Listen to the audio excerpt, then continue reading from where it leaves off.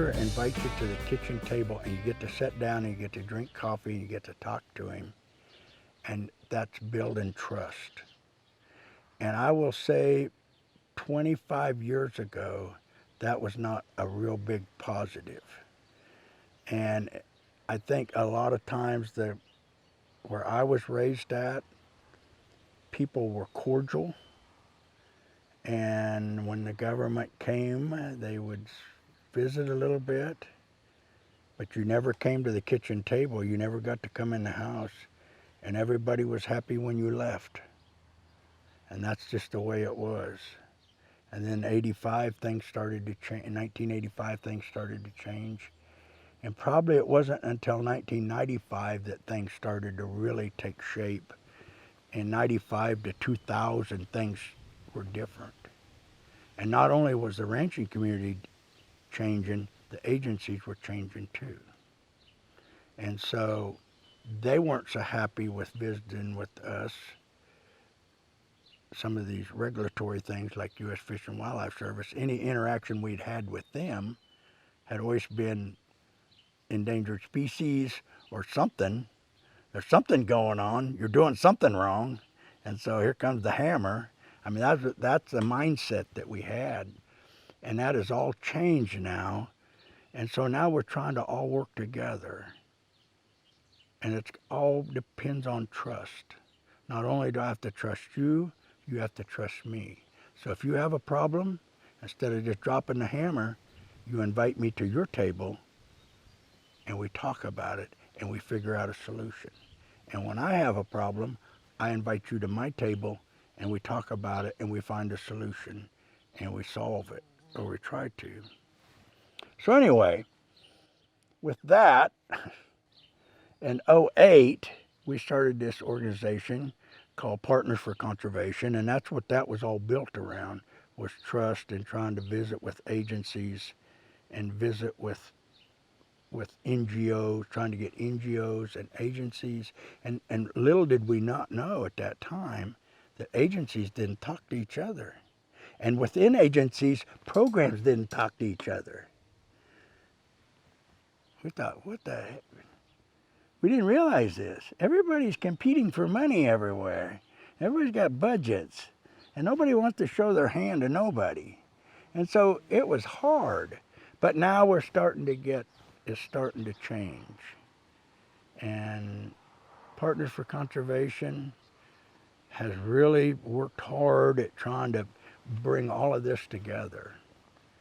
And trying to help the agencies bring the landowners in to these events that we used to have, and try to get the landowners to talk and try to get the agencies to talk and talk together and set up tables together and all of this.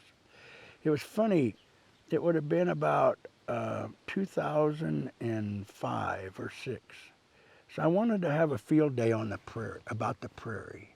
I didn't want to have I growed up going to field days and to programs, and I get a hamburger, and I get a free ball cap, and I get an ink pen, and I get some literature, and I was told how to buy fertilizer, and how to buy corn seed, and how to buy chemicals, and how to do all of this stuff. And if I would buy all of this stuff, I could make a lot more money. And all of these years, I wrote all these people checks to buy all their stuff. And I must have made some money because I was still able to write them checks. Anyway, I wanted to have a field day about the prairie. I think it was like 2005 or 6.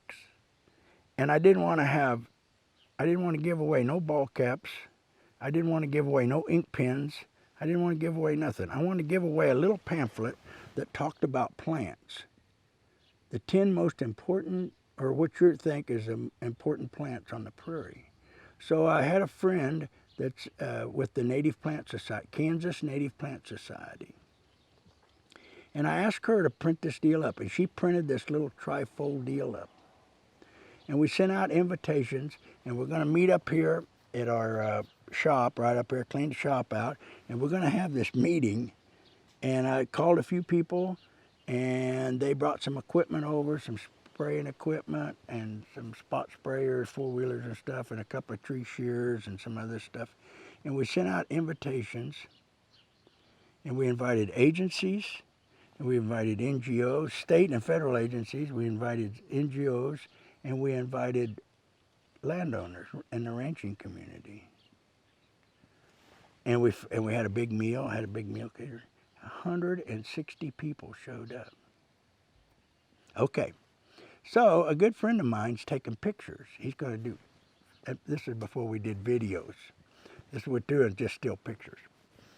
And so we do the program. It's an all-day deal here. We go out. We get in groups and we go out on the prairie. And I didn't realize I did that wrong.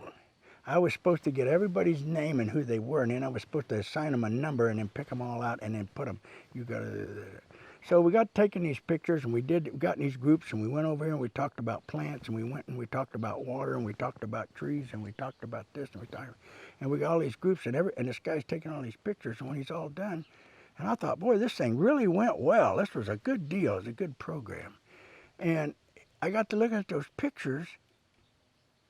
And here was 5 cowboy hats together.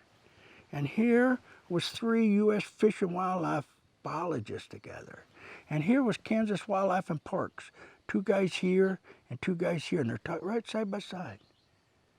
And over here, here's NRCS. There's 4 of these guys over here. Nobody's together. So all in our own little cliques. I didn't realize that. So the next time we have a field day, I got to assign everybody a number, and then I got to figure you out, and I got to get you in this bunch and this bunch and this bunch, so that you can't get into your comfort spots. And we all do it, not just ranchers. Agencies do it, NGOs will do it. Everybody does it. It's just the way we are. We're just humans. We're comfortable doing that.